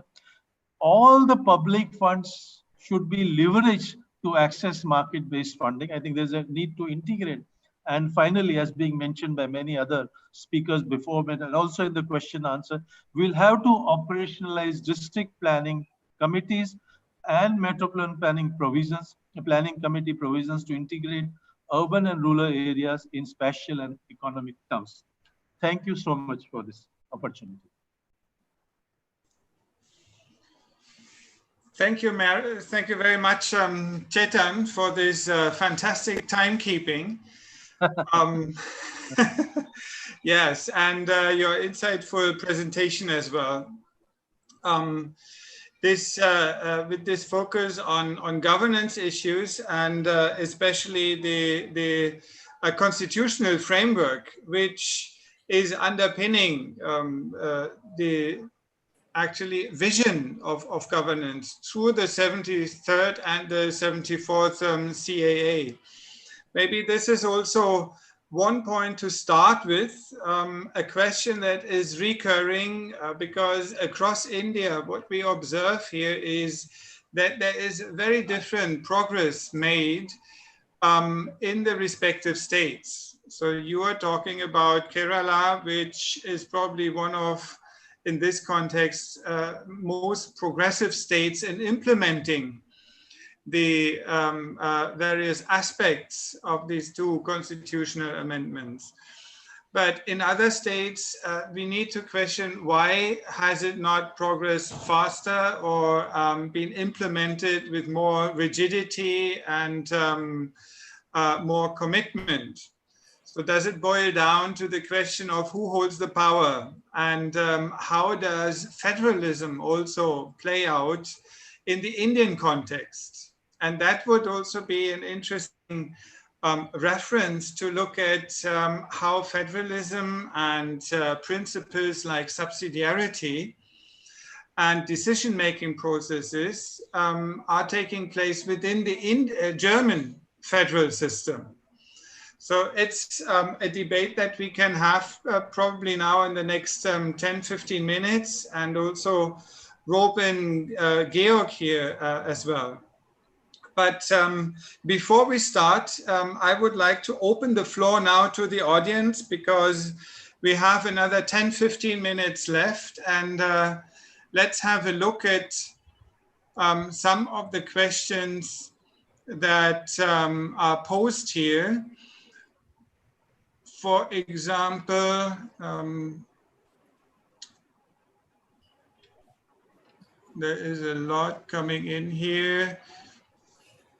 How can ward committees in other cities be made more inclusive and involved in the planning process?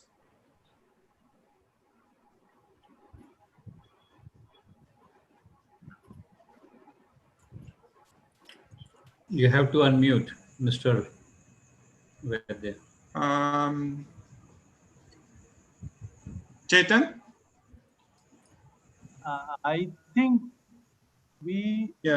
I believe, very strongly believe, having worked and having interacted with people who are fathers of 64th Amendment, which didn't go through, and then we had a break, and then it was called 74th Amendment.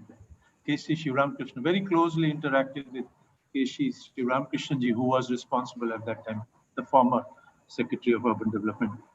And I have come to a conclusion that it was maybe a very politically, at that time, politically the right decision to make 12th schedule, which provided what are the functions which can be transferred to urban local body. It was kept open.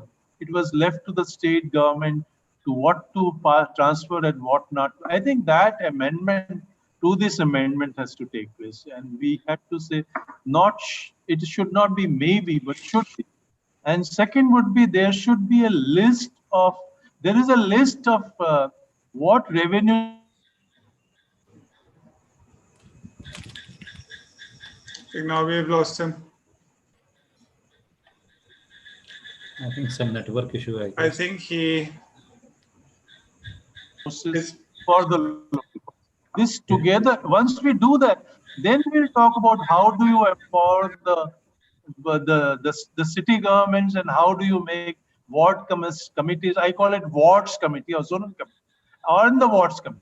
So I think that this empowering has to happen both in terms of functions, functionaries, and finances at the city level, at the zonal level, and at the ward level. It's not that if we strengthen, we just say we make participation, and then, which I casually say becomes samosa chai meetings. You know, participation should not be samosa chai meeting, but it has to be something which really have powers, I think. Thank you. I think Gil wants to. Thank you, Chetan. Yes. I pass on to Georg, please. One more thing to add on. I mean, it's good to have, of course, and I'm really thankful that Chetan sir has highlighted this, to have this local level, this local political level sort of empowered. And also this principle of subsidiarity is so important. And I'm so thankful that you highlighted this. But this level, of course, needs also good information. It needs expertise to make good decisions. So these people, basically, I would call them normal human beings. From technical things like urban planning, they have no idea. They have a good common understanding. They know their community. They have the link to their communities, but they do not have technical understanding. Also, they should not have this. So they need a strong public administration with experts that are able to sort of compile these information, to link to experts and citizens also. So we need to also empower not only the political level, but also the technical administrative level on this local level. So far, this expertise is only on state level, and this is clearly not enough. Yes, yeah. Thank you, Georg. This very small reaction, Gil, I look at it as egg and chicken problem because they are not empowered. If they were empowered, like Ahmedabad, Baroda have better technical staff than many other cities in the country because they are a bit more powered. So, but obviously your approach is correct.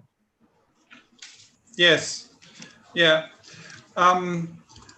This is an important discussion to have, this question of subsidiarity. And I want to point out a principle that is also inbuilt, maybe more as a principle of visionary thinking as well in the German system, which we call the countercurrent concept. Gegenstrom-Prinzip, right, Georg? And I would like to bring this in here because while we have subsidiarity, which means we develop the plans at the level where they are also meant for, or for the purpose they are meant for. The local level plan is being developed and steered and guided by local authorities, and regional development by some sort of regional development body. But how do they connect and how do they inform each other?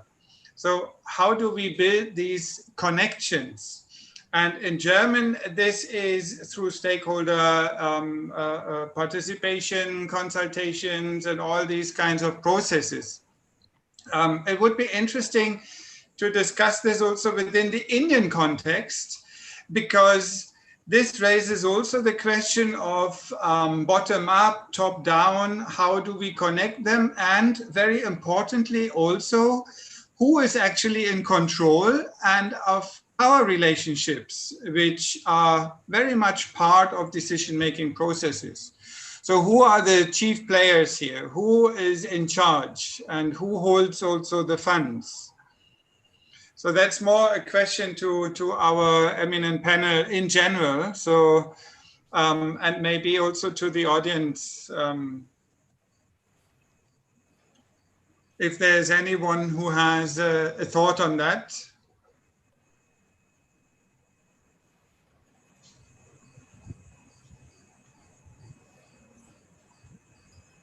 Aparna wants to respond.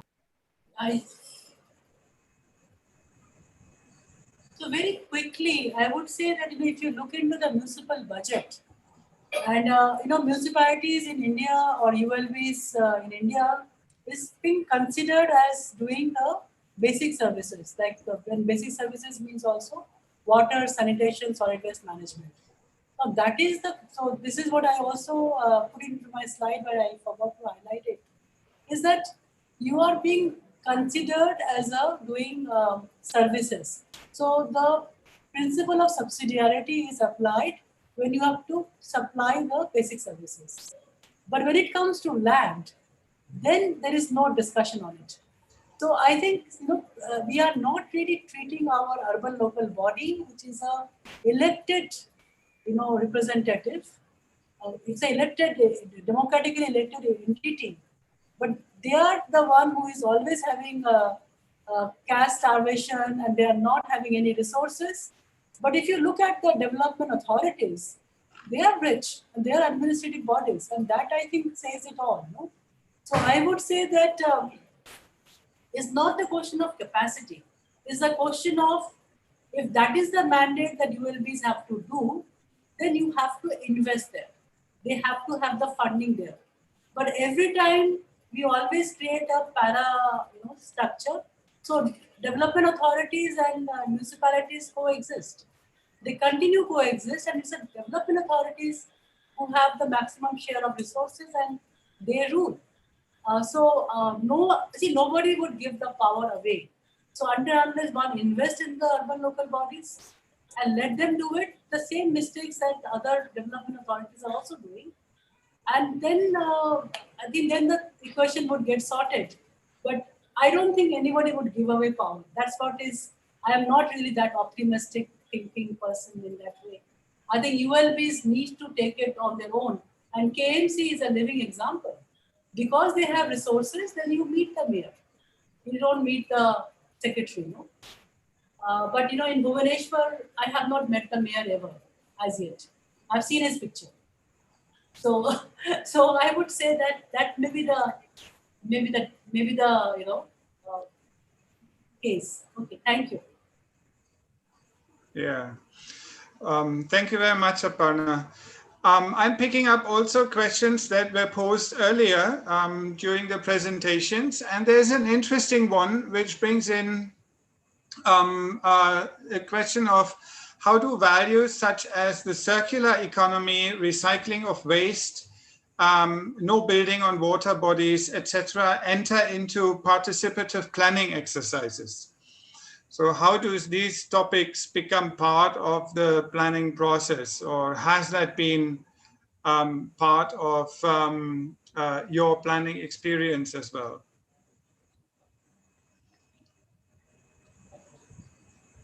I think these are also questions that would challenge existing planning practice, because issues like the circular economy force us to rethink material flows and also how development processes function in general.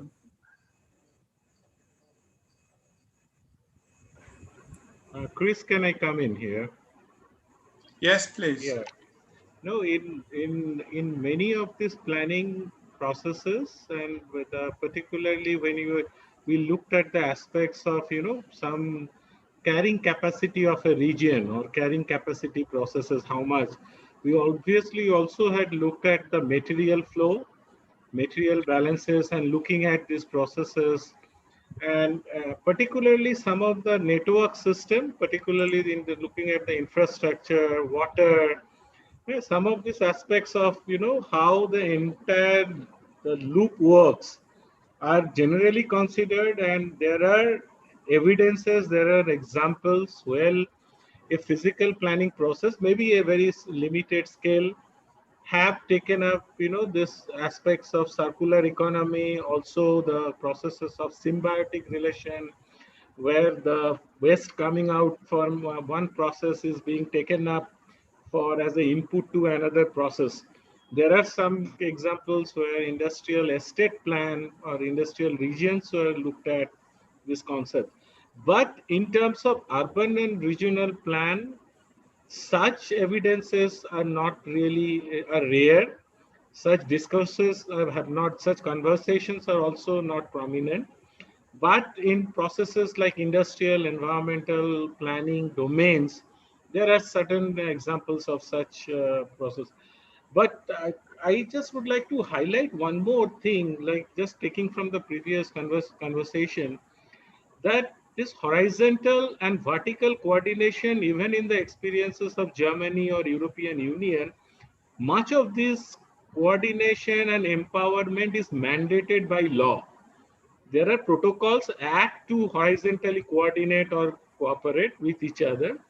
So I think there are probably to strengthen our regional planning process in India, we need probably a pan-Indian act. I saw somewhere in the chat box this question was raised, and I found this was very interesting. I think we need a kind of a pan-India regional planning act or a law which allows such kind of, exchanges between various plans and coordination being taken place. Over to you, Christoph. Yes, thank you very much. This is the big question, I guess, how to create a pan-Indian framework that goes into a more concrete application rather than a constitutional amendment. And as we all know, there have been discussions going on now for basically 30 years, ever since its inception.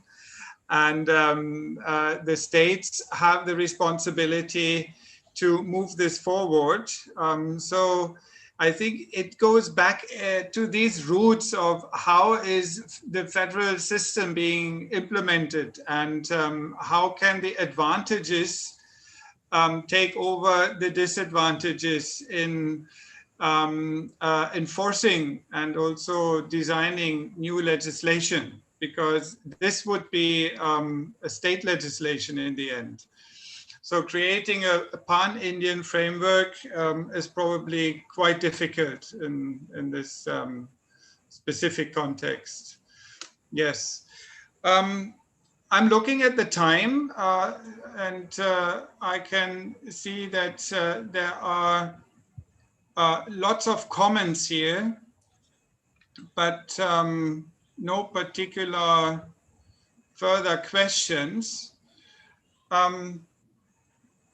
I think that what we have seen with all your presentations today is a wealth of practices and also a diversity of different approaches. And that is maybe one of the most important aspects that we can observe if we look at the different states across India and take the experience from these states to learn the lessons that can be then also tried out and implemented in other states. If we look at Kerala, we have seen a very strong local urban government, in fact, with an important role of the mayors, which are not only ceremonial, but actually that is where the power rests.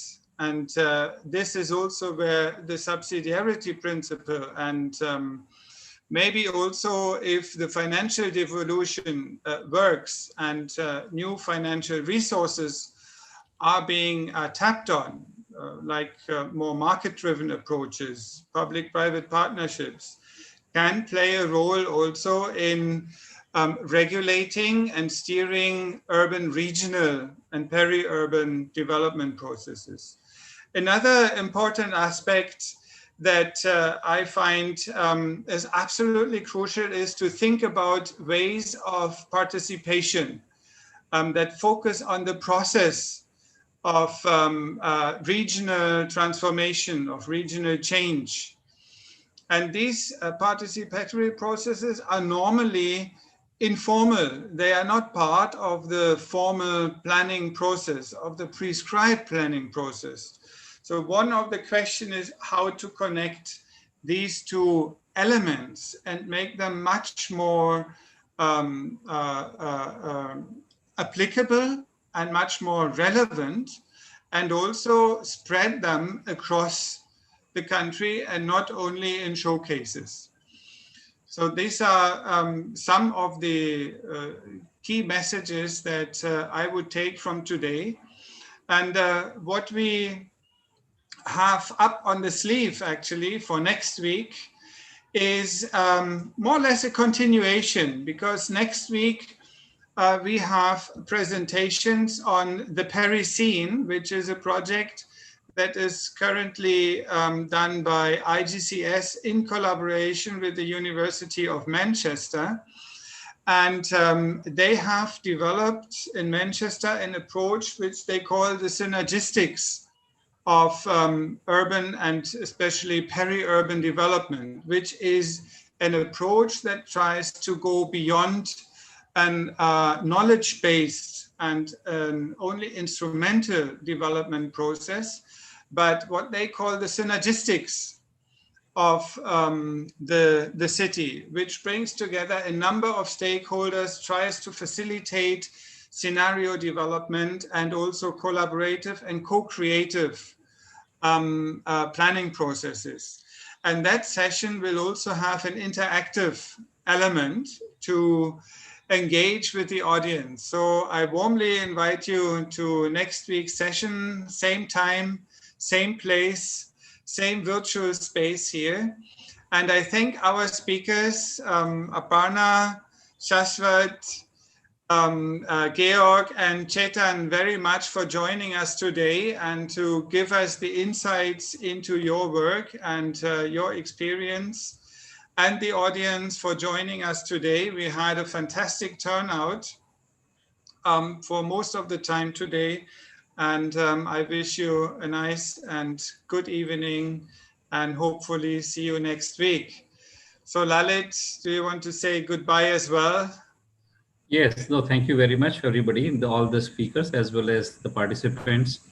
And classically, as we can see, planning, what I have also learned and seen from my experience in Auroville, planning being a synthesizing activity, it demands quite a lot of capacity and a skill to bring things together, with sometime civilizationally, culturally, perhaps we need to build on quite a lot.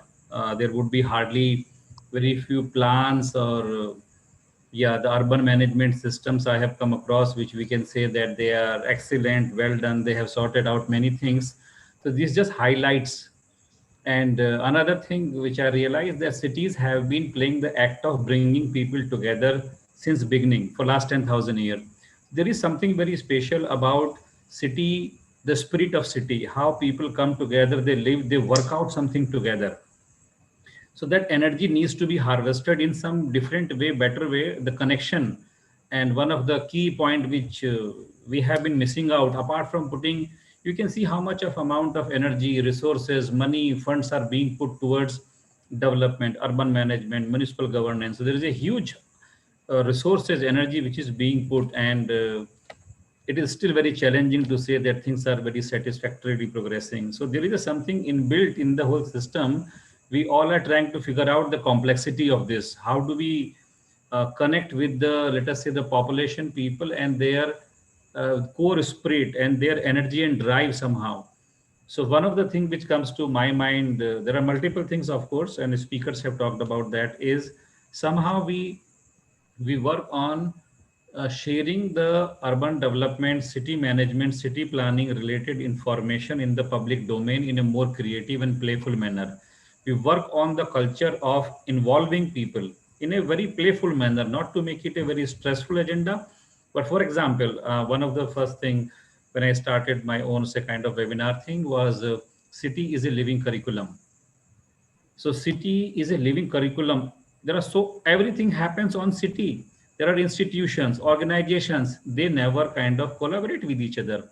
If you see, city is a very rich phenomenon. If city knows how to harvest its potential, imagine city is a being. So if city knows how to harvest its potential, if we do some kind of a city festival, I have never come across many city festivals. There should be city festival for God knows, like once in 6 months. Apart from all the playful and fun activities, all the institutions, imagine there are so many technical engineering colleges in a city. They keep teaching many things. How come that energy and expertise cannot be put back into the city improvement? So city is also a playground where if we develop some of this possibility, where the youth of that city, the expertise, the goodwill, the skill and the craft, if it is put together to improve a certain area, a particular either locality, open spaces, policy design, something, and whatever city needs, if those issues are also shared back with the colleges, institutions, and whatever the research institutions are doing, let them share it with the people in a very open and relatable way. You saw the model of this anti-city. I have been to a couple of cities or places in the world. Very few places I have seen where you can perceive your city by seeing your model. And I think it has an impact.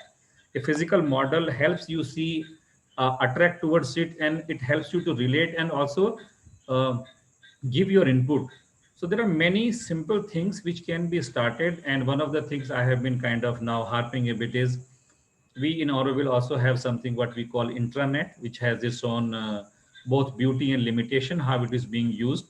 But something of a GIS-based city intranet or a regional intranet, where because people have been using technology with the help of phone, connect, people know how to give input. So if a system is facilitated, so that can lay down perhaps a possibility of people, resources to come on a platform, virtual platform, which may be even easier in facilitation.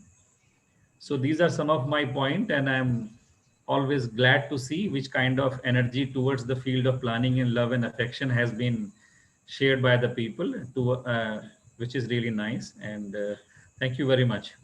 Thank you. This is what I would like to say. Thank you for joining. Thank you, Lalit. Bye. Thank you. Bye-bye. Bye, Lalit. Bye. Bye. Thank you, everybody. Bye. Bye.